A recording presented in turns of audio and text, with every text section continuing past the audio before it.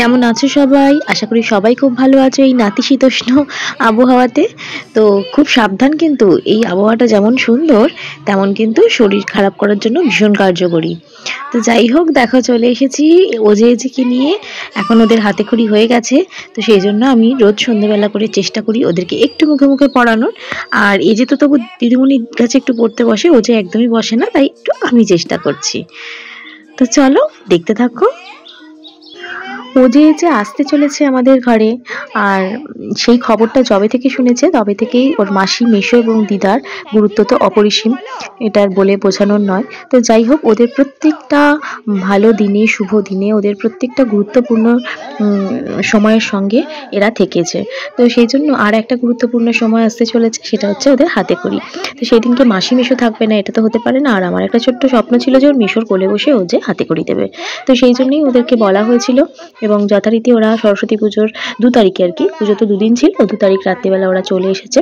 আর এর আগে একদিন আমরা পাতুরি বানিয়ে খেয়েছিলাম। আমাদের ইন্দ্র পাতুরি খেতে ভীষণ ভালোবাসে, ওদের মুখে ভাতে হয়েছিল এই রেসিপিটা।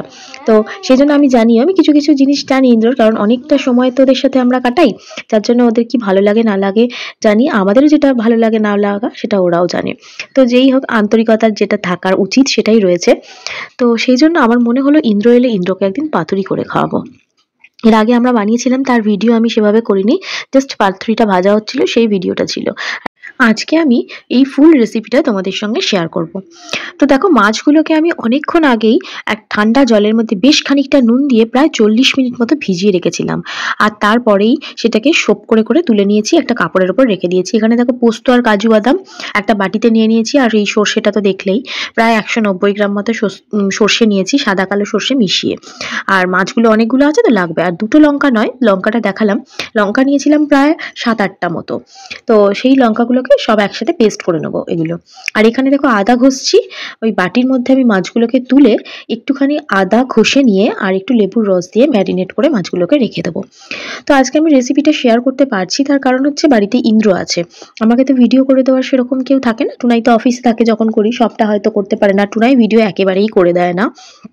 আর সেরকম বলতে মাও কাজ করে, 2টো বাচ্চা আছে ঘরে, তাই জন্য যেটুকুনি ভিডিও আমি শেয়ার করি, যতটা পারি নিজেই তুলি, আর মা একটু হেল্প করে যদি সুযোগ হয় তো।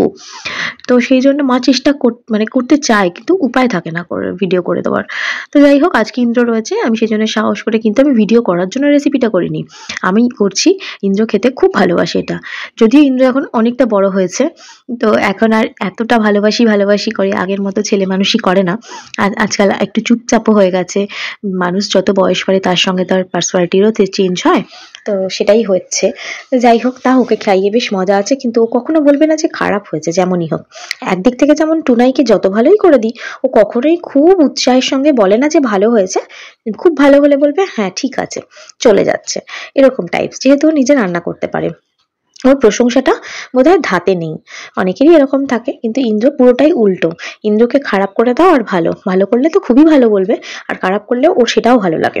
ওর এই গুণটার জন্য আমি যবেই এইটা খেয়েছিলাম বাড়িতে বানিয়ে, আমার বেশ ভালো লেগেছিল। আর ওর কথাই প্রথম মনে হচ্ছিল যে ও তো ভীষণ ভালোবাসে, আর খেলে খুব ভালোবাসতো, বলতো যে না খুব ভালো হয়েছে। সেই জন্য আমি একমাত্র ওর জন্যই এটা আজকে রান্নাটা করছি, আর ওকে বলছি একটু ভিডিও করে দিতে। দেখো, আমি লেবুর রস আর আদার কুচি দিয়ে ম্যারিনেট করে নিয়েছি এটাকে। এবার এটাকে আমি রেখে দেবো। খানিকক্ষণ রেখেও দিয়েছিলাম, সেটা আর করলাম না। তারপরে তোমাদের সঙ্গে ডাইরেক্ট ভিডিওতে চলে আসছি। দেখো, এখানে খানিকটা টক দই দিয়ে দিচ্ছি, টুনাই আমাকে হেল্প করছে। প্রায় 2 টেবিল চামচ মতো টক দই দিল। আর এদিকে পেস্টটা করে নিয়েছি, ওইদিকে পোস্ত আর 10টা কাজু বাদাম আর প্রায় 190 গ্রাম মতো সর্ষের। তো এই পেস্টটা আমি এখন দিয়ে দেবো। এর মধ্যে দেবো একটু নুন, আর কাঁচা লঙ্কা দিয়েছিলাম বেশ 7-8টা মতো কাঁচা লঙ্কা, সব পেস্ট করে নিয়ে দিয়েছি। আর দুটোতে করেছি, কারণ একটা বোলের মধ্যে হয়নি মিক্সির, সেই জন্য দুটো বলে আমি আলাদা আলাদা করে পেস্ট করে নিয়েছিলাম। একটা ছোট একটা বড় ছিল, তো নিজের যে যার সুবিধা মতো এটা করলেই সুবিধা হয়। আর তারপরে আমি এর মধ্যে দিয়ে দেবো একটু নুন, একটু হলুদ, আর বেশ খানিকটা সর্ষের তেল। সর্ষের তেলটা একটু বুঝে দেবে, কম হয়ে গেলে কিন্তু একেবারেই শুকনো শুকনো মতো হয়ে যাবে, লেগে লেগে যাবে কলাপাতার গায়ে। আবার একটু বেশিও হয়ে গেলে খুব ঝাঁঝ হয়ে যাবে। তো আমাদের সেরকম প্রথম দিন খুবই পারফেক্ট হয়েছিল। আর দ্বিতীয় দিন একটু সর্ষের তেলটা বেশিই হয়ে গেছিলো, মনে হচ্ছিলো যেন ঝাঁঝটা বেশি লাগছিল, নাকি আমাদের ঠান্ডা লেগেছিলো বলে লাগছিল আমি বুঝতে পারিনি। তো যাই হোক, এটা হয়েছিল। আর একটু নুনও দিয়ে নেবো, স্বাদ মতো। আর মাছের ভেতরে তো আগেই নুন ঢুকে গেছে অলরেডি, কারণ নুন জলে আমি বেশ খানিকক্ষণ ভিজিয়ে রেখেছিলাম, নইলে মাছের ভেতরে নুনটা না ঢুকলে না ঠিক স্বাদটা সেভাবে আসবে না। তো যাই হোক, এবার এগুলোকে আমি মেখে নেবো ভালো করে। মশলাটার সাথে মাছকে মিশিয়ে নিয়ে 15-20 মিনিট মতো রেখে দিলেও ভালো হয় আর কি। আর যদি আগের দিন করে রাখা যায় তাহলে তো আরোই ভালো, কোনো ব্যাপারই না। তো চলো, এটা আমি এখন মেখে নিই, তারপরে আবার আসছি। আমি কলা পাতাগুলোকে গ্যাসে একটু ভালো করে গরম করে নিয়েছিলাম পিস পিস করে কাটার পরে। তারপরে এবার কাঁচি দিয়ে গরম করার পরে এবার কেটে নিচ্ছি, দেখো কাঁচি দিয়ে শিরগুলোকে। আর এমন করে গরম করেছি যাতে কলা পাতাটা ভাঁজ করলে ফেটে না যায়। তো আমি যখন কাটছিলাম টুনাইও আমাকে হেল্প করছিল। বেশ দেখো কি সুন্দর নরম হয়ে গেছে, এরপর ভাঁজ হলেও কলা পাতা কিন্তু ফেটে যাচ্ছে না। এরপর আমি একটা একটা করে মশলা মাখানো মাছ আর ব্যাটারটা দিয়ে দিচ্ছিলাম, আধা কাটা কাঁচা লঙ্কাও দিয়ে দিলাম, বেশ এটা গার্নিশিংয়ের জন্য, আর কিছুই না। একটুখানি সর্ষের তেল দিয়ে দিলাম। এবার আমি ওটাকে ভালো করে র্যাপ করে ফেলবো সুন্দর করে। এটাই মানে ভালো করে না বাঁধলে এখান থেকে বেরিয়ে যেতে পারে, সেই জন্য এই বাঁধাটা খুব জরুরি। দেখো 2 পাশ থেকে চেপে নিয়ে তারপরে আড়াআড়ি বন্ধ করে দিলে আর কোনো বেরোবার কোনোই চান্স নেই। আর কলা পাতাটা এত সুন্দর নরম হয়েছিল যে কোনো রকমভাবে ফেটেও যাওয়ার কোনো ভয় ছিল না। তো তোমরা এরকমভাবে করে নিতে পারো, দেখবে কোনো অসুবিধা হবে না। কিন্তু সুতো বাঁধার জন্য যে একটু মোটা সুতো হলে ভালো হতো। আমার কাছে যে রিলে সুতো ছিল এতটাই সরু ছিল যে আমার খুব অসুবিধা হচ্ছিলো, জানো তো। যার জন্য আমি অনেকবার করে পেঁচিয়ে নিয়েছিলাম, কারণ যদি খুলে যায় গিট বাঁধলেও না ভালো করে টাইট করা যাচ্ছিল না। আর বেশি টাইট দিলে তো পাতা ফেটে যাবে, সেই জন্য আমি একটু বেশি পেঁচিয়ে ফেলেছিলাম। এটা যার যার হাতের কায়দা, যে যেমনভাবে পারে সে করবে। একটু মোটা সুতো হলে গিট মারতে সুবিধা হয়।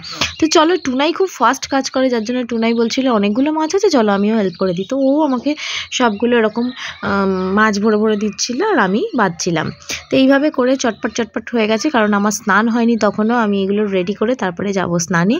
টুনাই তার মধ্যে স্নানটা করে নেবে। টুনাই তো স্নান করতে জাস্ট 2 মিনিট, ও আমাকে এগুলো হেল্প করে দিয়েই ও চলে গেল স্নানে। ততক্ষণে আমি এগুলো গুছিয়ে গাছিয়ে রান্নাঘরে নিয়ে যেতেই ও স্নান থেকে বেরিয়ে গেল। তারপরে ওই এগুলো ভেজে দেবে, আমি আবার স্নানে চলে যাব। এই প্ল্যানিংই চলছে এতক্ষণ পর্যন্ত। তো দেখো লাস্ট ফিনিশিংটা আমি দিচ্ছি। টুনাই কিন্তু স্নান করতে চলে গেছে, আর ইন্দ্র আমাকে ভিডিও করে দিচ্ছে। মাও ও যেকে নিয়ে ব্যস্ত, যে যার মতো কাজ করছি। বোন দিচ্ছে পুজো এই সময়। তো এবার টুনাই সেগুলো একটু ভেজে আমি যাব স্নানে। ওর ভাজা কমপ্লিট হয়ে, মানে আমি বেরোতে বেরোতেও মোটামুটি ওর ভাজা কমপ্লিট হয়ে যাবে। সব না হলেও অর্ধেক তো হয়েই যাবে। ও খেতে বসে যাবে, মা তখন বাকিটা ধরে নেবে। তো এইভাবে আমরা সব মিলেমিশেই কাজ করি। আর এইভাবে কাজ করলে দেখবে কাজ করতেও অসুবিধা হয় না, আর চটপট কাজটাও হয়ে যায়।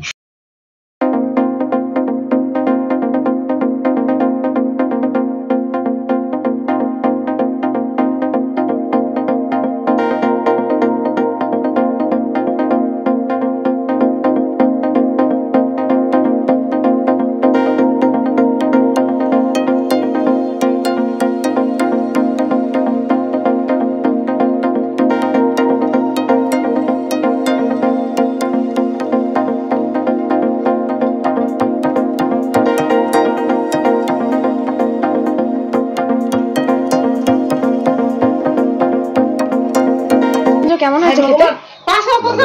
সত্যি কথা বলো, ওই মুখে ভাতের মতো হয়েছে, তাই না?